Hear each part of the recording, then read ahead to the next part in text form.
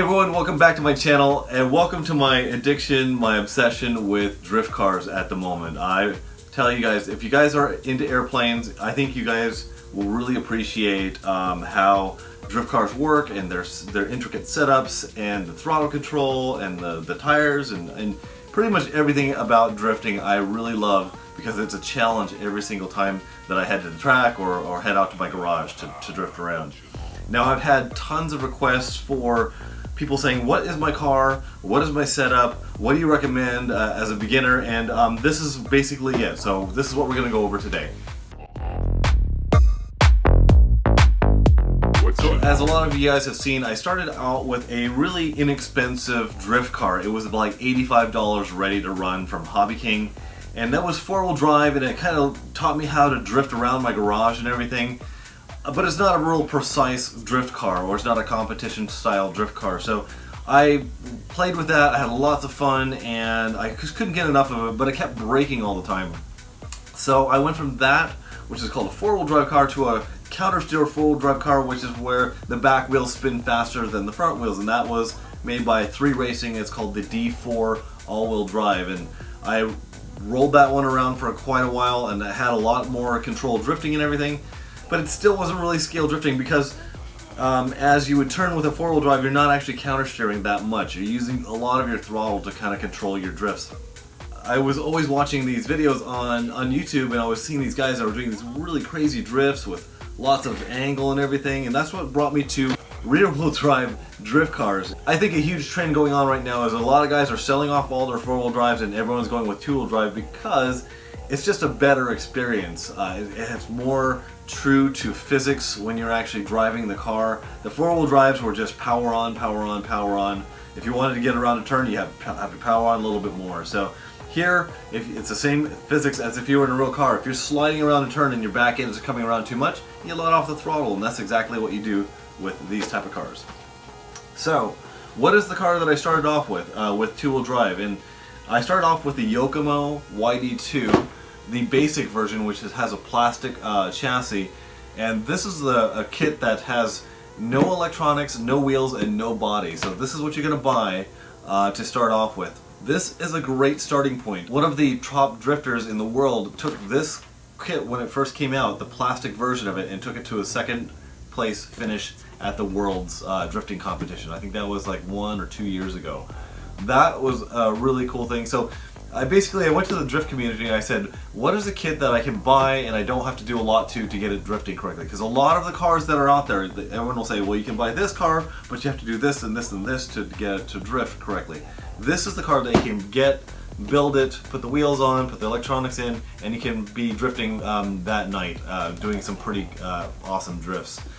Now I've done a lot of modifications to my YD-2, and I'm going to go over all that right now. I'm going to bring the camera around here after I show you guys what bodies I have for it. I'm just going to put this down. Currently my favorite body here is the BMW wide body that I have right here. I'll go ahead and put this on in just a moment. This body right here I got from a friend of mine. It's really neat. It's got a removable bumper, and it also has a light kit in it. This is a S14 Boss, which means it has a rear end of a S14 and a Boss front end. I forget what the Boss is from. Basically, I painted on the Rising Sun from Japan because this is a Nissan built car. So I love the fender flares here and the light detail and everything. It's a really well made body. It's very, very sturdy. So that's what this one looks like, and I'll show you what the BMW looks like, which is my favorite. It's a great body going around the track. It's kind of got a short nose to it, and it's just very aggressive, as you guys can see. Isn't that cool looking? You'll see the sag when I pick up the vehicle, that you can see the amount of sag that we have at the suspension. That really helps for handling when you're getting some weight transfer from one side to the other. Okay, so I also have this this Z body here. I'll go ahead and pop this on. I don't think that the body pins are at the right level, but I'll just kind of slide this over the top so you guys can get an idea for what this one looks like. But it is a really cool looking body, and you can see the front end should be down here, but you can see that's got a really nice compact look to it. Lots of scale detail. It's got the little the emblems here, the door handles, the rear view mirrors, and the wipers. Rear tail fin, and also a rear wiper as well. And this also has a light kit in it, and these little light buckets. These are called light buckets that allow you to get some scale lighting going on. And this one has an exhaust as well. So what I'm going to do is I'm going to bring the camera around here. I'm going to go over all the settings that I have for this car and also all the upgrades that I did for it. Okay everyone, just to start off, I would just like to let you know that I've been experimenting with 2 different types of batteries, and the main reason for that is weight. I've been trying these Nanotech 4200 milliamp battery packs, and then this longer pack, which is a 5000 milliamp battery pack, and we'll just see what the weight difference is between these two here. This is 299 grams, we'll just call that 300 grams, and let me pull out this battery. So this is 220 grams, so this is 80 grams difference. Now there's pros and cons to running a heavier battery pack or a lighter battery pack. I noticed that when I run this battery pack, the car is more responsive and it whips around a little bit more, and when I make a mistake, it doesn't pull me offline quite so much. But when I run this battery pack, it tends to make the car seat down a little bit more and have a little bit better traction. So there's pros and cons to these, whether if you're going to be running in a comp, whether you'll choose either of these batteries. This one obviously lasts for a long time. I can get about an hour's worth of track time out of this battery pack, probably a little bit more. So I think we should tackle electronics first. What electronics did I choose for this car? And we'll start off with the radio. Now Sanwa or Airtronics is one of the best surface radios that you can come by. So originally I had an MVX, which is kind of an entry-level radio that has endpoint adjustments and expo and all that type of stuff in the package, and it comes with a receiver right around about $150. So that was a great radio that got me started, but I actually upgraded to a better radio, and the primary reason is that the steering feel and the trigger feel was not adjustable. I like a light feel to my steering wheel and my throttle, and that's why I went with the MT4. Now I got this one used from the RC Drift Classifieds on YouTube, on Facebook. And this has that nice throttle feel and also just a super light touch to the steering. I really like that. And it's adjustable if you put in a little 1.5 millimeter hex wrench in here and or here, you can change the feel of this radio. That was a huge upgrade that I really liked. It's not necessary if you're used to a stiff wheel. But that's totally up to you guys. Now the receiver that came with this radio is the RX461. This is about $100 receiver, maybe around $80 nowadays, because this is a slightly outdated receiver, but it does the trick. Okay guys, right underneath this top plate here is my ESC. Now this is a Trackstar ESC. It's 80 amp, it's got a fan on the top, and it comes with these little caps. This is a very inexpensive censored ESC that has a fan. It comes in at about $45 from Hobby King. I'll link down to everything in the description below. What motor am I running? So this motor that's in here, this is the Epic motor from OMG, and it is a 10.5. Most drift guys out there are running a 10.5 turn motor. It seems to be the golden number for kV, which I think is right around 3800 kV. This is a digital ball bearing Metal Gear servo that's been doing a great job for me. I bought this one off of Amazon. It was about $65, and it's been doing the trick ever since. I have had no problems with it whatsoever. It works great. I also bought the Yokomo aluminum control arm here, the servo horn. Okay, as far as my gyro goes, I have the YD-2 by Yokomo. It's highly recommended by anyone running Yokomo. It's a great gyro that you can actually control from your radio. You can turn up the values or down the values. I think I have that on this switch here. You can also run it on a knob or a lever if you wish. But that way you can tune your car as you drive. You don't have to pull it over, change the setting with a little screwdriver in here that's never accurate enough. So that is the electronics that I have in my car currently. I have the stock gearing ratio that came from Yokomo. It comes with a pinion and a spur gear, so that is all stock. Okay guys, so let's talk about upgrades to the frame and structure of the car. Obviously this is not the plastic tub anymore. I've upgraded this to an EX frame, EX rear arms. So what EX is, it's the next level up. If you were to go from the basic entry level to the next step up, it's called the EX. I believe it's also called the EX Plus. So it comes with the carbon chassis, the carbon upper plate, and it also comes with some big bore shocks. The big bore shocks are the aluminum ones that I highly recommend. Also, if you do the aluminum shocks, make sure you rebuild them with, there's something called a blue O-ring, which is a better, softer material that allows less stiction as you're going up through your travel. Just to let you guys know, I have 150 weight oil in all of the shocks. I feel like the stock shock oil is a little bit too stiff, or it's too viscous. I think it's a 200 and a 300. Now, these are the EX drop down arms. This allows a little bit more suspension travel, allows more droop. You can see that it comes out and it drops down, and you can make these shocks slightly longer to accommodate that, which is really, really nice. So obviously this is the back end of the car here. I believe the stock location for this ball link right here is actually up in here or here. So it's recommended that you run this down here so it makes the travel on the shock more parallel. You don't get any type of angulation changes through your tire once it goes through its shock travel. Okay guys, let's talk about the front end changes here. Now, one of the major things that I noticed on the YD-2 was the upper A-arm, the plastic one that it comes with, was quite weak. The threaded area that goes in from this ball link here into the A-arm was not, it wouldn't insert into the A-arm far enough, and basically you would get a lot of play forwards and backwards of the A-arm. So I went ahead and upgraded these to the YD-2 upgraded EX version of the front A-arms, which did a huge service for me, because you can see that these, I'm pulling the front wheel back and forth and it is rock solid. The other thing that I did also is I went ahead and got the aluminum steering. The aluminum steering just replaces the plastic steering, and it's much more stiff, and it's much more accurate in its travel, and it doesn't flex at full lock. Alright, these are the lower A-arms, which I also upgraded. These are the aluminum ones from Yokomo, and they are highly, highly recommended.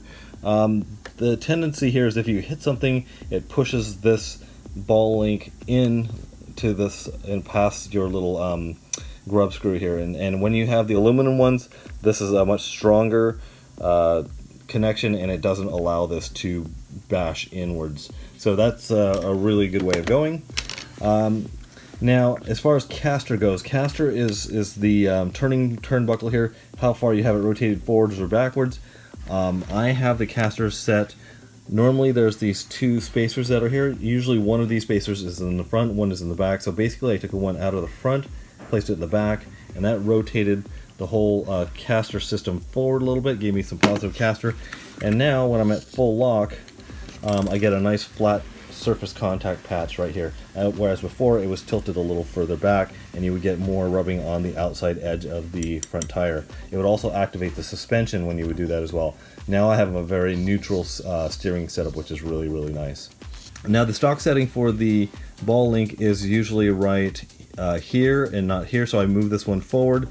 I notice I have a less of a tendency of my steering locking up at full lock, which you get this thing where it goes a little bit too far and it gets locked into place. So I noticed that it's a little bit better in that one spot. Now guys, let's look at the tires and the wheel setup. Basically, these are the tires that the track recommends for the surface that we're running on at GGT. These are the Yokomo DRC wheels, which are pretty hard and a little bit slippery, but I'm getting used to these ones. The other track tire is also made by Vertex, which is a V0, so I'm also running those as well. Now the wheels that I have here, these are the Tetsujin Super Rims, which are adjustable. I think it's like 8, 9, and 12 millimeter offset adjustable, which the inside of these wheels click into place, and you can take them out and in, run different types of inner patterns, which is really fun and nice. Front, I believe, is at an 8 millimeters, and I believe the rear is at a 12 millimeter offset at the moment. And the only reason I'm doing that is because my BMW body is so wide that I wanted to fill out the wheel well, so it's maybe not exactly recommended for setups and whatnot. Now if you look at my front wheels, they're not exactly perfectly straight, they just have a little bit of toe out, just a little bit. I might add just a tiny bit more later on, but I'm still doing some tuning. But let's take a look at the front camber. Let's see what the front camber is at right now. So my little camber gauge here. Let's see if it's accurate from one side to the other. I think I have that right. Yep. So my camber is at 3.5 degrees right now. There's 0 right there. So that's for the front, and let's check what the back is. I think it's around the same, if I'm not mistaken. Nope, we're a little bit taller on this one here. We are at 1.5 degrees on the rear, and yep, that is correct.